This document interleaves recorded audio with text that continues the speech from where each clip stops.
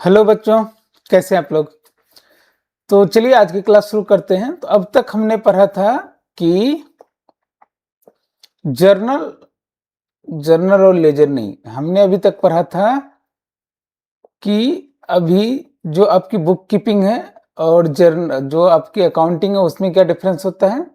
दूसरा हमने देखा कि जो जर्नल है, जर्नल की एंट्री कैसे करते हैं। चलो वो मैं बाद में प्रैक्टिकल बताऊंगा, अभी सिर्फ थ्योरी में बता रहा हूँ, ठीक है। उसके बाद हमने बताया कि इसकी लेजर में पोस्टिंग होती है, कैसे होती है ये मैं बाद में बताऊंगा। इस दोनों की अंतर भी मैंने बताई, लेजर के फॉर्मेट दिखाए थे और जर्नल के फॉर्मेट दिखाए थे। अब एक है सब्सिडियरी बुक। सब्सिडियरी बुक क्या होता है कि एक लार्ज अगर बिजनेस है ना, बहुत बड़ा बिजनेस, सोच के देखिए कि कोई एमएनसीज है, तो उसको हर एक ट्रांजेक्शन को जर्नल में उतारना बहुत ही कठिन टास्क होता है। तो इसके लिए क्या करते हैं हम लोग, एक सब्सिडरी बुक बना देते हैं जिसको स्पेशल जर्नल बोलते हैं। मतलब क्या हुआ, सपोज कीजिए मैंने क्या बोला कि चलिए ठीक है, अभी मान लेते हैं, सपोज कीजिए कि आपका किराना का दुकान है और कैश में ट्रांजेक्शन करते, तो कितने सारे कैश के ट्रांजेक्शन होंगे दिन भर में, ऑलमोस्ट हजारों होंगे। तो सबके आप अब सारे कैश के ट्रांजेक्शन है, ठीक है, सेल हुआ, सेल हुआ, सेल हुआ, सेल हुआ, सेल हुआ, सेल हुआ, सेल हुआ, सेल हुआ, सेल हुआ। तो अब इसको क्या करते हैं कि हम जर्नल की जगह ना, हम एक सब्सिडरी बुक बना देते हैं, कैश की सब्सिडरी बुक। अब कैश में ठीक है, हाँ ये सेल हुआ, ये हुआ, ये हुआ, ये हुआ, 5 रुपये, 10 रुपये, 15 रुपये, 50 रुपये, 1,000 रुपये, फिर 25 रुपये, फिर ऐसे करके एक साथ रिकॉर्ड कर रहे हैं। तो ये क्या करता है, सिस्टमेटिक क्लासिफिकेशन ऑफ ट्रांजेक्शन में हेल्प करता है और इजी, इससे लेजर पोस्टिंग इजी हो जाती है। और इससे क्या होता है, सबसे बड़ी बात, क्योंकि बड़ी कंपनी है तो एक सब्सिडरी बुक आपको दे दी। एक सब्सिडरी बुक, जैसे मान लेते कोई एक कैश का सब्सिडरी बुक मेंटेन कर रहा है, कोई एक बैंक का कर रहा है। बड़े बड़े ऑर्गेनाइजेशन में हर एक अकाउंट के लिए अलग अलग लोग होते हैं, क्योंकि इतनी बड़ी उसमें ट्रांजेक्शन होती है, इतनी ज्यादा ट्रांजेक्शन होती है। तो इसीलिए इसको ये जर्नल ही, लेकिन स्पेशल जर्नल है। स्पेशल जर्नल क्योंकि जर्नल की तरह हमेशा क्रोनोलॉजिकल ऑर्डर में नहीं करना है। कि मतलब सपोज कीजिए कि अभी मैंने राम को 10 रुपये सेल किया, तो राम पहली एंट्री की, फिर बोला कि श्याम से परचेज किया तो दूसरी की, फिर तीसरा बोला कि फिर कोई एक्सपेंस पे किया, फिर सेल किया, फिर परचेज किया, फिर एक्सपेंस किया, फिर सेल किया। तो अब जो मान लेते हैं मैंने एक सब्सिडरी बुक बनाएंगे ना कैश की, ठीक है, उसमें क्रोनोलॉजिकल ऑर्डर की जगह जो कैश वाली सारी एंट्री होगी उसको हम लिखेंगे, ठीक है। एक्सपेंस की हमें एक, अगर हमें बुक बनाता हूं तो उसमें सिर्फ एक्सपेंस वाले लिखेंगे। तो एडवांटेज इसकी क्या है कि वर्क डिवाइड हो जाता है, टाइम सेविंग होता है। स्पेशलाइजेशन, अगर आपने कैश बुक ही सिर्फ लिया है तो कैश बुक में आपका स्पेशलाइजेशन आएगा। एरर रिडक्शन ईजी हो जाता है और लेजर की इफिशियंसी बढ़ जाती है, फ्रॉड प्रिवेंशन अच्छे से होता है। सब्सिडरी बुक और कैश बुक, अब मैं इसे cash book is also part of subsidiary book, but cash book को थोड़ा सा अलग रखते हैं। सब्सिडरी बुक में जैसे परचेज बुक हुआ, सेल्स बुक हुआ, जैसे क्या है, सब्सिडरी बुक, एक साथ हम लेजर ही हैं। जैसे न देखे, नाम बदल देने से काम नहीं बदलता है, ये लेजर ही, पोस्टिंग लेजर की तरह ही होगी। लेकिन उसको मैंने क्या किया, एक सेपरेट पर्सन को दे दिया कि वो सिर्फ सेल्स मैनेज करेगा और वो क्रोनोलॉजिकल ऑर्डर में सिर्फ सेल्स का रहेगा, मतलब सीधा वो जर्नल सेल्स का मारेगा, ठीक है। क्यों, फिर वहां से आपको लेजर पोस्टिंग ही करनी है, या फिर अगर आप सिर्फ सेल्स का सब्सिडरी बुक बनाए तो वही लेजर हो जाएगा आपका, आपको कुछ एडिशनल करने की जरूरत नहीं है। मतलब क्या हुआ, जैसे सपोज कीजिए कि मैंने किसी को दे दिया परचेज बुक बना, तो वो सिर्फ purchase purchase purchase purchase purchase लिख रहा है, ना कि क्रोनोलॉजिकल ऑर्डर में। क्रोनोलॉजिकल ऑर्डर में उसके परचेज के बाद मैंने सेल किया था, फिर एक्सपेंस किया था, फिर ट्रेवलिंग एक्सपेंस था, फिर क्या बोलते हैं उसको, फिर सेल था, फिर परचेज था। तो अब ये जो 4-5 ट्रांजेक्शन में, एक परचेज और दूसरे परचेज के बीच में 4 ट्रांजेक्शन हो गए, वो 4 ट्रांजेक्शन को इग्नोर करना है, अपने को सिर्फ परचेज बुक की एंट्री मारनी है, ठीक है। तो इससे क्या होना, क्रोनोलॉजिकल नहीं होता है, लेकिन हाँ रिकॉर्ड आपका प्रॉपर रहता है, सिमिलर टाइप ऑफ ट्रांजेक्शन, क्योंकि परचेज का एक साथ मारेंगे, सेल्स का एक साथ से एंटर करेंगे, ठीक है। तो सब्सिडरी बुक और कैश बुक में क्या अंतर है? कैश बुक में सिर्फ कैश और बैंक ट्रांजेक्शन होंगे, सब्सिडरी बुक में सिमिलर टाइप ऑफ ट्रांजेक्शन होते हैं, मतलब जैसे परचेज हो गया, सेल्स हो गया, इस तरीके से। देखिए अल्टीमेटली है दोनों लेजर ही, एक तरीके से कहने की बात है, ठीक है। टाइप क्या है? Purchase book, sales book, return book, bill book, etc. Cash book only, इसका सिंगल कॉलम, डबल कॉलम और ट्रिपल कॉलम होते हैं। अब सिंगल कॉलम कैश बुक क्या हुआ? कैश और बैंक को एक साथ हमने मेंटेन कर दिया तो सिंगल कॉलम हो गया, कैश और बैंक को अलग अलग मेंटेन किया तो डबल कॉलम हो गया। अब पूछेंगे ट्रिपल कॉलम क्या होता है? तो ये आगे मैं बताता हूँ, उसमें जो है ना आगे जब चढ़ेंगे तो उसमें बताऊंगा। उसमें एक और कॉलम बनाते हैं और उसके लिए क्या करते हैं वो मैं आगे चल के आपको बताता हूँ। अभी बस इतना, कैश बुक में, अरे कैश बुक ही तो, कैश बुक में कैश बैंक को मर्ज कर दिया तो एक कॉलम, कैश और बैंक को अलग अलग कर दिया तो दो कॉलम। जैसे सपोज कीजिए ये जो आपकी ऊपर कोई भी एक लेजर की मैं ये लेता हूँ, ये जैसे मान लेते सेल्स अकाउंट है, ठीक है। ये मान लेते ये कैश अकाउंट होता है, तो यहाँ पे जैसे अमाउंट है ना, एक और अमाउंट का कॉलम यहाँ पे बन जाता है, एक और अमाउंट का कॉलम यहाँ पे और एक और अमाउंट का कॉलम यहाँ पे, ठीक है। तो ये डबल कॉलम कैश बुक हो जाता है, ठीक है। इसी तरीके से ट्रांजेक्शन सब्सिडरी बुक में मोस्टली क्रेडिट ट्रांजेक्शन होती है और इसमें सिर्फ कैश या बैंक का ट्रांजेक्शन। यूटिलिटी, लार्ज फर्म में इसकी यूटिलिटी आती है सब्सिडरी बुक की, और ये जर्नल और लेजर दोनों की तरह ये एक्ट करता है कैश बुक। अब टाइप ऑफ सब्सिडरी बुक में क्या आती है? परचेज बुक, जो क्रेडिट परचेज ओनली रिकॉर्ड करेगी, क्योंकि कैश परचेज कहाँ चला जाएगा? कैश बुक में, ठीक है। और non goods purchase are recorded in journal proper, जैसे कि मशीनरी परचेज, जिससे नॉन गुड्स मतलब परचेज का मतलब यही तो नहीं हुआ ना कि सिर्फ गुड्स ही परचेज, परचेज का मतलब हो गया कि मशीनरी भी परचेज, परचेज का मतलब हो गया कि आपको कंप्यूटर परचेज, तो ये सब अदर जगह जाएंगे, ठीक है। ये देखिए परचेज बुक का ना स्पेसिफाइन है, डेट, इनवॉइस नंबर, सप्लायर का नाम, लेजर फोलियो, अमाउंट, सिंपल। जबकि अगर यही होता आपका लेजर, तो लेजर का किस तरीके से होता फॉर्मेट? लेजर का फॉर्मेट होता है आपका कि date particular amount, date particular amount. अब सिंस अब आपको एक ही चीज करना है कि आपको क्रेडिट सेल्स रिकॉर्ड करना, सॉरी क्रेडिट परचेज या क्रेडिट सेल्स रिकॉर्ड करना है, तो आपको दूसरा क्यों चाहिए? एक ही जगह पे हो जाएगी, यहाँ पे date, invoice number, name of supplier, ledger folio amount. अब यहाँ से जब हम पोस्टिंग करेंगे ना, तो देखिए परचेज का तो यहाँ से अमाउंट निकल ही जाएगा और सप्लायर के इंडिविजुअल अकाउंट में चला जाएगा। जो हमारा क्रेडिट का पैसा है वो मतलब जो हम परचेज कर रहे हैं, तो हमारा जो सप्लायर होगा उसके इंडिविजुअल अकाउंट में चला जाएगा, पोस्टिंग कर देंगे, ठीक है। तो इस तरह परचेज, इसी तरीके से ये सेल्स बुक होगा। सेल्स बुक में क्या होगा? कैश सेल्स कैश बुक में, और क्रेडिट सेल्स सेल्स बुक में, और सेल्स ऑफ एसेट जो है अदर चीज है वो जनरल प्रॉपर में, ठीक है। इसी तरीके से परचेज रिटर्न और सेल्स रिटर्न ये दोनों होगा। बिल रिसीवेबल का बुक, बिल पेबल का बुक। बिल रिसीवेबल में किसका? सिर्फ डेटर का, और बिल्स पेबल में किसका? सिर्फ क्रेडिटर का, ठीक है।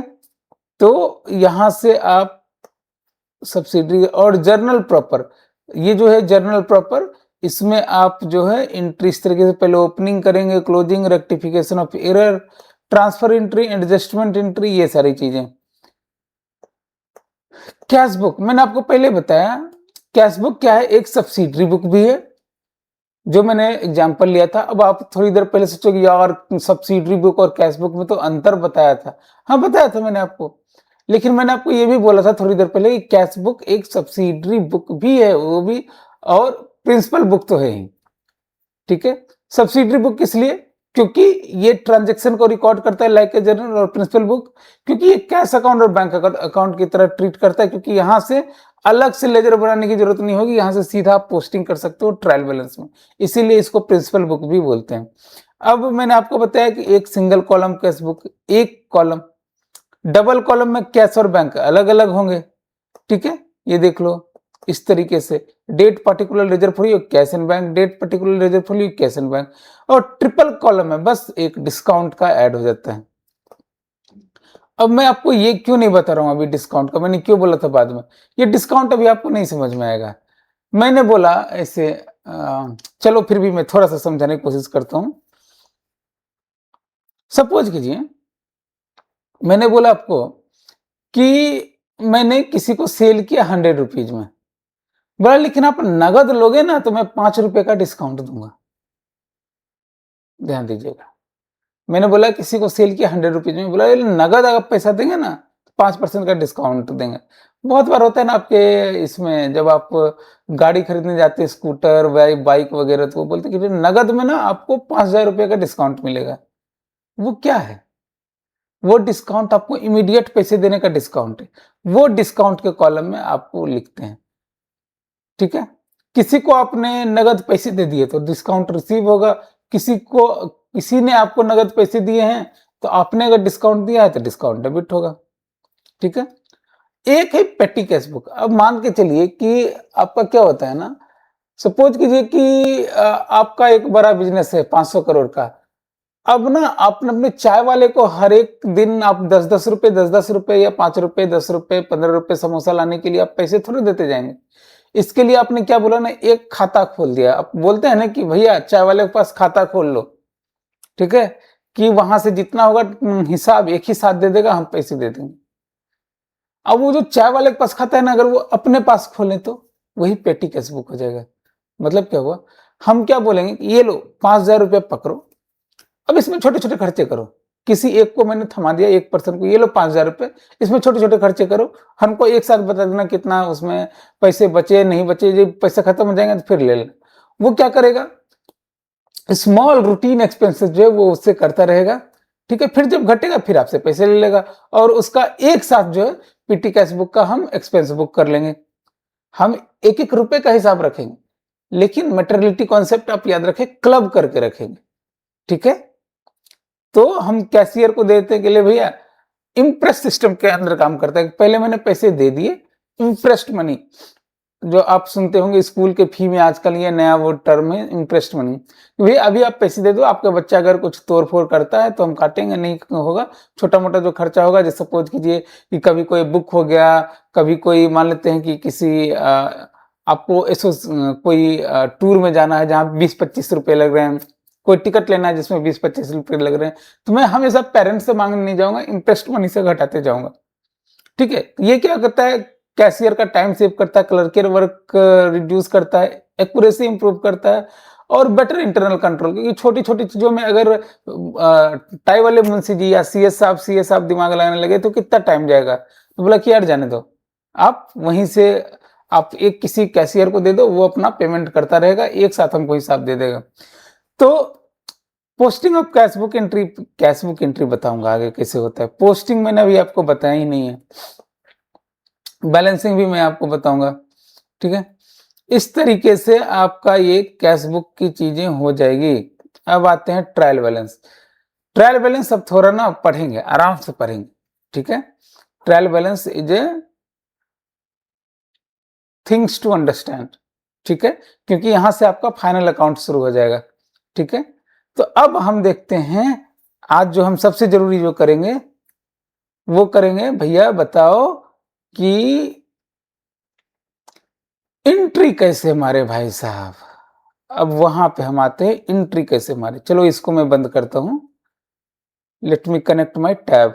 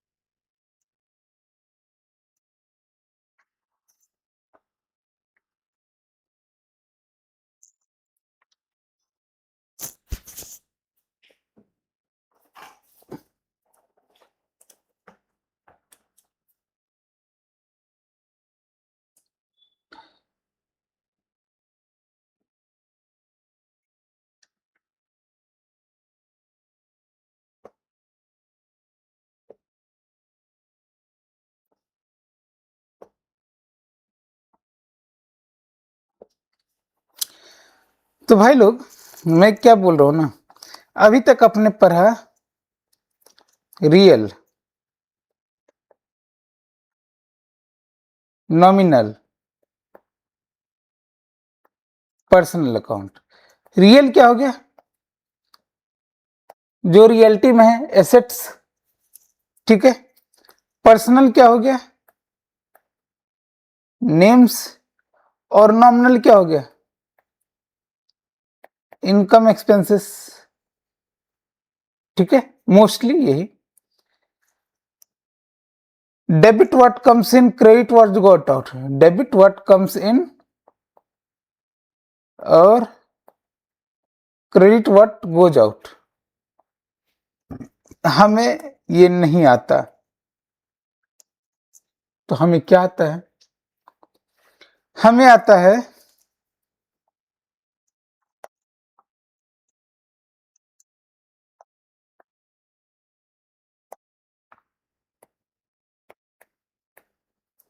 एसेट, लाइबिलिटी,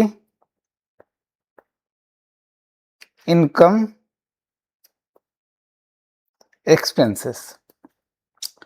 बोले ठीक है, ये तो मैं समझ गया, asset, liability, income, expenses. Asset है क्या? देखिए, मैं बहुत इंपॉर्टेंट चीज बता रहा हूं, प्लीज इसको अच्छे से समझिए। एसेट क्या है?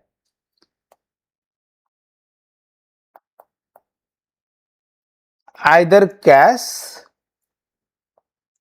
और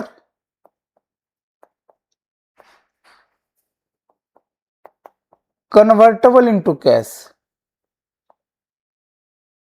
बोला ये क्या मतलब, एक छोटी सी चीज हो गई। बोला एसेट या तो कैश है या कैश में कन्वर्ट हो सकता है। बोला अच्छा, एग्जाम्पल बताओ।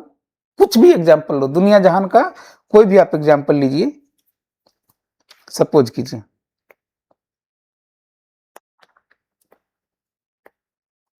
स्टॉक, क्या ये कैश है? नहीं। क्या ये कैश में कन्वर्ट हो सकता है? हाँ, बेचेंगे तो पैसे आ जाएंगे। बुलाओगे, ठीक है, एसेट है। चलिए फिक्स्ड एसेट, फर्नीचर। बोला फर्नीचर कैसा एसेट है? बोला ये भी एसेट है सर। क्यों? क्योंकि क्या ये कैश है? नहीं। क्या ये कन्वर्टेबल इनटू कैश है? बेचेंगे कुछ ना कुछ पैसा मिल जाएगा, कन्वर्टेबल इनटू कैश है। हमने बोला मशीनरी, क्या ये कैश है? नहीं। क्या कन्वर्टेबल इनटू कैश है? हाँ बिल्कुल, कन्वर्ट कर सकते हैं, बेचेंगे तो पैसा मिलेगा। लैंड कैश है? नहीं। कन्वर्टेबल इनटू कैश है? यस। बिल्डिंग, क्या ये कैश है? नो। कन्वर्टेबल इनटू कैश है? यस। डेटर, डेटर मतलब जिनसे आपको पैसे लेने हैं, मतलब आपने मान लिया कहीं किसी को सेल किया, वहां से पैसे आपको लेने हैं। क्या ये कैश है? नो। कन्वर्टेबल इनटू कैश है? हाँ, इससे मुझे पैसे आएंगे। बैंक, क्या ये कैश है? कैश है, अगर आप एक तरीके से बोलते हो तो है। अब एक तरीके से स्मार्ट के तरीके से बोलोगे नहीं सर ये कैश नहीं है, तो क्या इससे पैसे आ सकते हैं? ये बिल्कुल आएंगे, ठीक है, ठीक है, इससे पैसे आपके आएंगे। ओके, चलिए, डेटर हो गया, कैश हो गया, बैंक हो गया, ठीक है। उसके बाद एडवांस टू या लोन टू कुछ भी करो, स्टाफ, सप्लायर, क्रेडिटर, ठीक है, एडवांस एक्सपेंसेस, ये जितनी चीजें, क्या ये कैश है? नहीं। लेकिन अगर कल को आपने एडवांस टू सप्लायर दिया हुआ है, आप बिजनेस बंद कर दो, बोले भैया मुझे पैसे रिटर्न कर दो, मैं ये नहीं कह रहा कि वो ऑनेस्ट हो तो क्या करेगा, डिसऑनेस्ट हो तो क्या करेगा, मैं मान के चलता हूँ कि ऑनेस्ट है दुनिया, तो क्या ये कैश रिटर्न करेगा? आपको कैश मिलेंगे इसके? यस, कैश मिलेंगे। एक्सपेंसेस, एडवांस दिया है अपने एक्सपेंस के लिए, आपने बोला कि भैया ये कारपेंटर साहब ये लो एडवांस, आके मेरा एक कबर्ड बना के जाना, मुझे नहीं चाहिए अब कबर्ड। पूरी दुनिया ईमानदार है, क्या ये आपको कैश रिटर्न करेगा? हाँ, कैश रिटर्न करेगा। तो ये कैश नहीं है लेकिन कन्वर्टेबल इनटू कैश है। और एग्जांपल लो, गुडविल, गुडविल क्या कैश है? नहीं। लेकिन क्या अगर हम गुडविल बेचे तो पैसे आएगा? बोला हाँ सर आएगा। पीडब्ल्यू जैसे फिजिक्स वाला है, बड़ा नाम है एजुकेशन इंडस्ट्री में, कल को वो अपना सिर्फ पीडब्ल्यू का नाम बेच दे तो अलग सर जो है उनको पैसे मिलेंगे? बिल्कुल मिलेंगे। पेटेंट, पेटेंट के साथ और हो गया कोई भी इनोवेशन है या फिर आपका ट्रेडमार्क, ट्रेडमार्क, ठीक है, आपका ट्रेडमार्क के साथ आपका ये क्या उसको बोलते हैं, क्या उसको बोलते हैं जो सॉफ्टवेयर, ये सब क्या कैश है? नहीं। लेकिन जब इसको हम बेचेंगे तो हमको पैसे मिलेंगे, कैश आएगा तो कन्वर्टेबल इनटू कैश है। आई होप कि एसेट आपको समझ में आया हो, either this is either cash और कन्वर्टेबल इनटू कैश। बोला सर ये समझ में आ गई। तो लायबिलिटी क्या है दोस्त?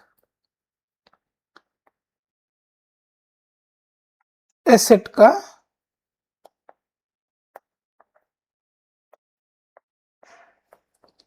अपोजिट।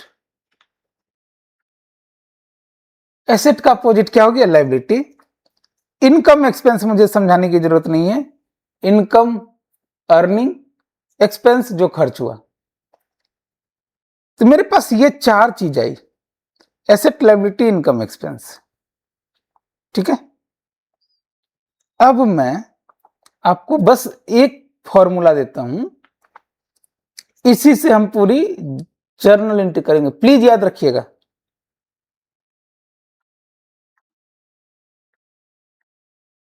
Asset increase debit. हम अकाउंट्स में ना डेबिट और क्रेडिट की भाषा बोलते हैं, आगे इसका मीनिंग समझेंगे जैसे जैसे एग्जांपल करेंगे ना। डेबिट को डीआर से डिनोट करते हैं, क्रेडिट को सीआर से डिनोट करते हैं, सी कैपिटल आर छोटा, या इस तरीके से डी कैपिटल आर छोटा। आगे समझेंगे इसका क्या इंप्लीकेशन है। हमने एक चीज बोला, एसेट इंक्रीज डेबिट, और इसी में कर देंगे, बस दो चीज याद रखना है,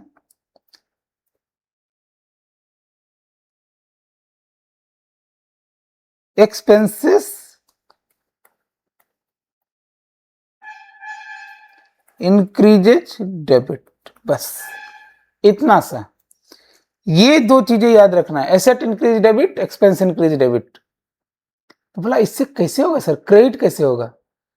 तो एसेट का मैंने उल्टा क्या बताया? लायबिलिटी। और एक्सपेंस का उल्टा क्या होगा? इनकम। देखिए मैं ध्यान से कर रहा हूं, प्लीज इसको ध्यान से देखिएगा।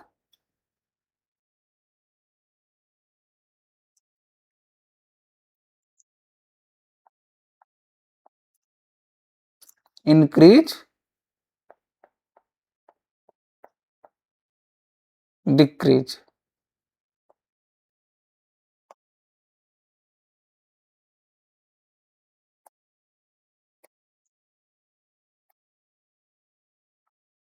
बताइए। मैंने बोला एसेट, मैंने क्या बोला?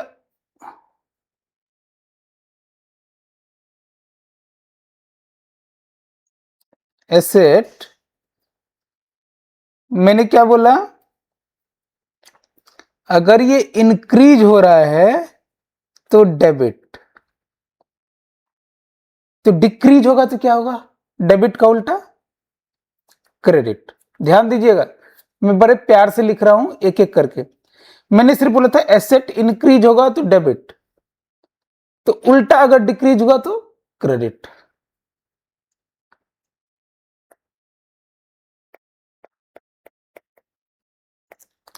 एसेट का उल्टा क्या होता है? लायबिलिटी। तो अगर एसेट इंक्रीज डेबिट है तो लायबिलिटी इंक्रीज क्या होगा? क्रेडिट, क्योंकि एसेट का उल्टा होता है लायबिलिटी, और एसेट डिक्रीज होगा तो क्या होगा? डेबिट। तो इस 4 फॉर्मूला को याद रखने के लिए हमको सिर्फ याद रखना है एसेट इंक्रीज डेबिट। तो अगर एसेट इंक्रीज डेबिट है तो एसेट डिक्रीज क्या होगा? क्रेडिट। और एसेट का उल्टा होता है लायबिलिटी, तो एसेट इंक्रीज क्रेडिट हो गया तो एसेट डिक्रीज डेबिट हो गया। एक्सपेंसेस इंक्रीज मैंने बोला डेबिट याद रखने। इससे मैं क्या डिराइव कर सकता हूं? तो एसेट जब डिक्रीज होगी तो क्या होगा? क्रेडिट। सॉरी, एक्सपेंस डिक्रीज होगी तो क्रेडिट। तो अगर एक्सपेंस का आपको पता चल गया, एक्सपेंस का उल्टा होता है इनकम, तो एक्सपेंस इंक्रीज होगी तो क्रेडिट और डिक्रीज होगा तो डेबिट। ये समझ में आया? मैं पूरी अकाउंट्स इस पे पढ़ा हूं, ये 2 लाइन पे। ये कौन सा 2 लाइन है? ये 2 लाइन है आपका asset increase debit, expense increase debit. This is the most important line. इसको बाय हार्ट करने में आपको जितना टाइम लगे कीजिए, क्योंकि इसी के बेसिस पे हमारा पूरा अकाउंट्स चलेगा। ये आपको समझ में आ रहा है? ये मेरे लिए है गोल्डन रूल। हम क्या बोलेंगे इसको? हम बोलते हैं इसको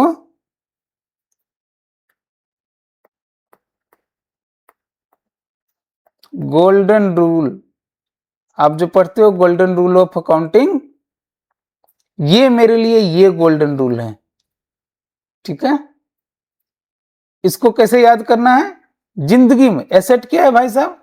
एसेट कुछ भी नहीं है दोस्त। एसेट क्या है? एसेट आइदर कैश और कन्वर्टेबल इनटू कैश। बट जब मुझे, और लायबिलिटी क्या है? जो एसेट नहीं है वो लायबिलिटी है। इनकम एक्सपेंसेस, जो इनकम होगी, अर्निंग होगी वो इनकम होगा, जो खर्चे होंगे वो एक्सपेंसेस होंगे। एसेट इंक्रीजेज डेबिट, तो क्या होगा? Liability increases credit. तो एसेट अगर डिक्रीज होगा तो क्रेडिट, डेबिट का उल्टा क्रेडिट, और लायबिलिटी अगर इंक्रीज होगा तो क्रेडिट, ऊपर लिखा हुआ है, अगर डिक्रीज होगा तो डेबिट। सिमिलरली पैटर्न होगा ये एक्सपेंस का, ये इनकम, ये एक्सपेंस, ये इनकम। ठीक है? इतना सा आपको बाय हार्ट करना है। आज मैं यहीं पे क्लास रोक रहा हूं, क्योंकि ये फूड फॉर थॉट है आप लोगों के लिए। इसको अच्छे से समझिए क्या हो रहा है।